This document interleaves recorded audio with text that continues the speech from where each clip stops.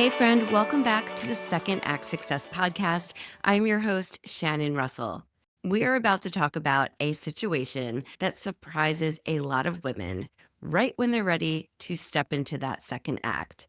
You might be ready to launch that business. You've been working really hard. You gave your notice at work. You're all set up. It's exciting. And then suddenly an opportunity falls in your lap. Suddenly a job shows up that makes you question what you're moving toward. Has that happened to you? I have just recently had not one, not two, but three conversations with clients that have had a variation of this happen in the last couple of months. It's really kind of funny because I think it is the universe testing us sometimes to say, hey, are you going in that right direction? Are you sure you don't want to come back here where it's safe and stable? And it makes you think twice. I actually had this happen to me when I left television. I opened my first business. My first business was a franchise. So I went and got trained by the CEO of the company. I came back. I was not ready to actually start getting to work. I was still going through my notes and getting myself familiar with everything before I actually started reaching out to customers and partners. And I got an offer to go back and produce New York Fashion Week for MTV, which I had worked at for a majority of my career. And in that moment, I instantly said, yes, 2 days in Manhattan, New York Fashion Week. Why not? I'll just put my business off for a few days. No big deal. I went and produced, got back to doing what I love. Everything was great. But that first night, I was in the car on the way home at 2 a.m. That, my friends, is exactly why I decided to leave the entertainment industry. That is why I chose to start my second act, just because I didn't want to miss dinner, bath, and bed with my family. And so in that moment, I was reassured that I was on the right path, that this going back to what I knew and what I was good at was not for me at that stage. And I needed that opportunity to make me realize that I didn't want to go back there. And I share that because, like I said, I've had these conversations recently where these opportunities have come up and we've had to talk about what my clients should do in this situation. Sometimes it's a full-time role that gets presented. Maybe it's a contract role. Maybe it's your current boss asking, okay, I know you gave your notice, but can you stay just a little longer? And suddenly you're thinking, what did I do? Did I mess this up?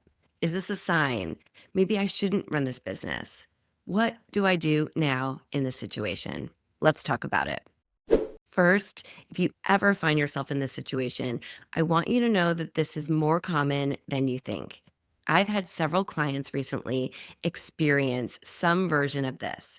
And honestly, it often turns out to be a blessing in disguise, not because it replaces their business, but because it supports it. Steady income can be incredibly helpful when you're growing something new. So if you are building this business, say you have everything in place, you're ready to go, and you get a job offer. I have a client who started a business and she got this new job offer that she feels like she can't turn down.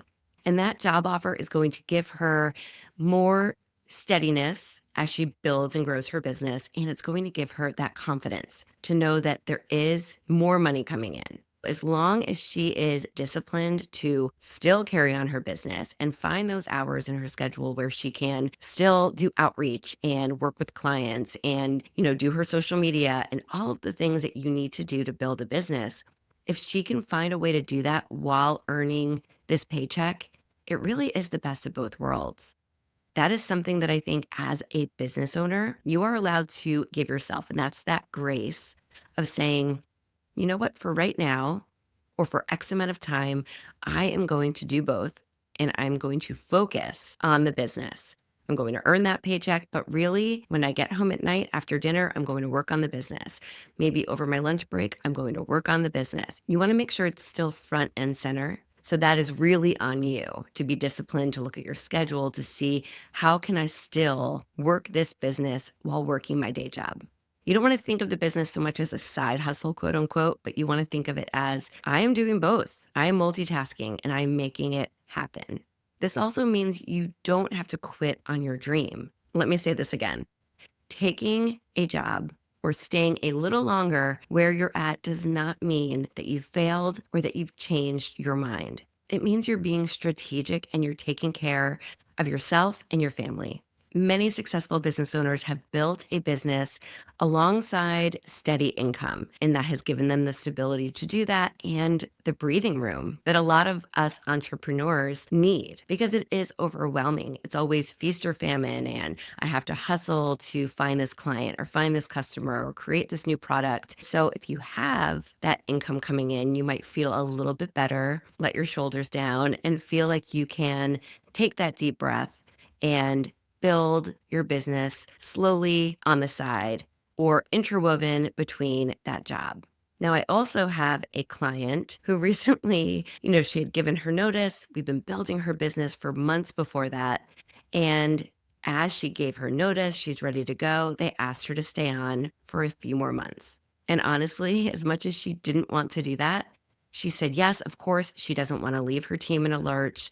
She wants to respect this company that she's been at for years. And she expressed to me that she feels a sense of relief because she can earn a little bit more money while she's really taking that next step in her business. It's just, I don't even want to say it's prolonging anything because it's not. She's built the business up until this point, but now she has a few more months to put things in place, continue to grow it while she has that paycheck.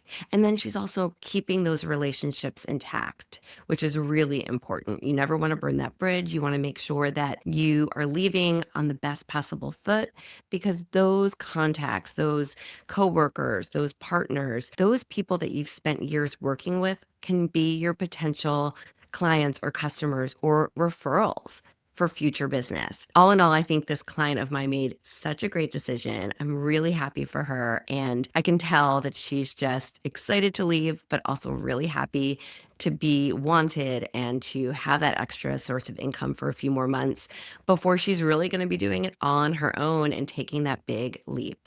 Now, here's a question I want you to ask yourself. Instead of asking, should I go for this opportunity or not? Maybe ask, can I realistically do both without burning out and without losing momentum? It really depends on you and your personal situation, how many hours this job or this contract, this opportunity will require, and what kind of energy will you need? Will this job be mentally or emotionally exhausting? Or will you have enough energy afterwards to really dive into your business? Will you have that time to focus on your business maybe during your day? Or will you really not have that time and you'll come home from work and you'll be tired and there's another day that you haven't given your business the attention that it deserves? And also, can you dedicate any time during the week when you'll be working to focus on the second act of yours? Maybe it's a couple hours a few nights a week, or maybe it's one weekend day, or maybe it's, 1 hour once a week. How can you work that into your schedule in a way that really is realistic for you? If you answered, yes, I can make this work, then this opportunity might be worth accepting. If you are leaning towards, yes, I think taking this job can actually help me, then if it can provide that financial stability, if it reduces pressure on your business to make money immediately, if it allows you to grow more intentionally, and if it buys you that time and that reassurance, then maybe it doesn't slow down your business. Then maybe it really is the best. Because money coming in doesn't slow a business, but that panic does. Maybe it really is worth exploring. Okay, now I'm going to play devil's advocate here, and I'm going to ask you to pause and think twice. You might want to reconsider this offer if you answer yes to any of these questions. If this job is going to consume all of your time, if you know that you're going to be too exhausted to work on your business, if you feel like a step backward emotionally is not good for you. And I question you, are you saying yes out of fear rather than strategy? Saying yes to an opportunity is easy. It's just knowing why you're saying yes.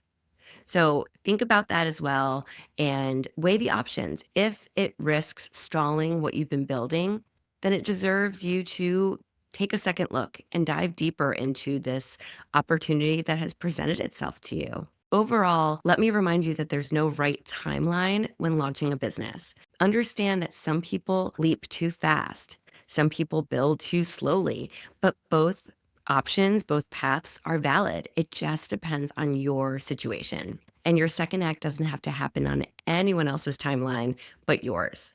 What matters is moving forward, not so much the speed, just knowing that you are taking that action and you're creating that constant momentum. Because it's as soon as you take your foot off of that gas that everything starts falling apart and literally slowing down. This is a personal decision. And if you have an opportunity at your hands, feel proud. Feel proud that this opportunity did present itself and that you're starting to think about what I can do. I want to share one more client story with you. Earlier this week, one of my clients called and she was presented with a new job option, but she has been creating this consulting business, kind of a marketing, PR, event planning company. And this opportunity came for her to work at a really well-known national, maybe even international brand or company. And they want her to come in and do customer outreach. She can do it in her sleep. It's a very easy job for her, but she is worried because they want her in the office from 8 to 5, Monday through Friday. In talking about it, it would ease a lot of stress money-wise for her, but she's worried about the hours and still being able to keep up this business that's already going. It's already moving. She already has clients and contracts. So we really had to talk about the time and how much she can get done during those hours. And does she have time during this really full 40-hour work week to work with her clients and continue building this business? She came up with a really great idea saying, I think I'm going to ask for 10-hour days, 4 days a week. And then I even suggested, or if they don't go for that, ask if you can work from home one day. Either of those options, I think, are great. It's really helpful when you're in that negotiating stage to ask those questions. They know she has this business. So for her to say, hey, can I work 10 hours, 4 days and take one day off? She's still getting her work done, but then she'll have one day where she can focus on the business. Or if she can't, but she can work home one day, that means that at least she's not commuting and she has some time to kind of work in her business while she's working her day job because it's at home on her computer and she has more flexibility. I hope these examples that I've shared have helped you a little bit. And I just want to say that this is a personal decision. And if you get this opportunity, think about it, be strategic, and know that you are the only one who can make this choice. But please don't confuse patience with quitting and don't confuse income with failure. Sometimes stability gives you that space that you need to grow, both personally and professionally. In closing here, as we wrap things up, if a job shows up while you're launching your business, don't panic, be happy, pause, evaluate, and choose really intentionally what you're going to do. Because listen, your second act is not fragile. It's not going to go away.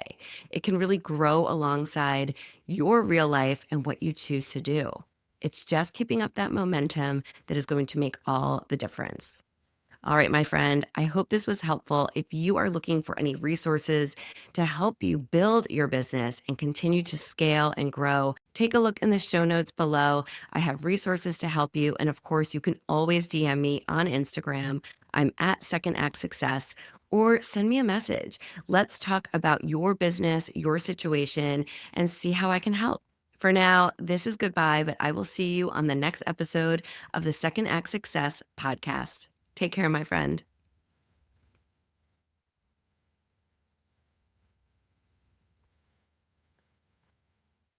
Thank you for joining us. I hope you found some gems of inspiration and some takeaways to help you on your path to Second Act Success. To view show notes from this episode, visit secondactsuccess.co. Before you go, don't forget to subscribe to the podcast so you don't miss a single episode. Reviews only take a few moments and they really do mean so much. Thank you again for listening. I'm Shannon Russell, and this is Second Act Success.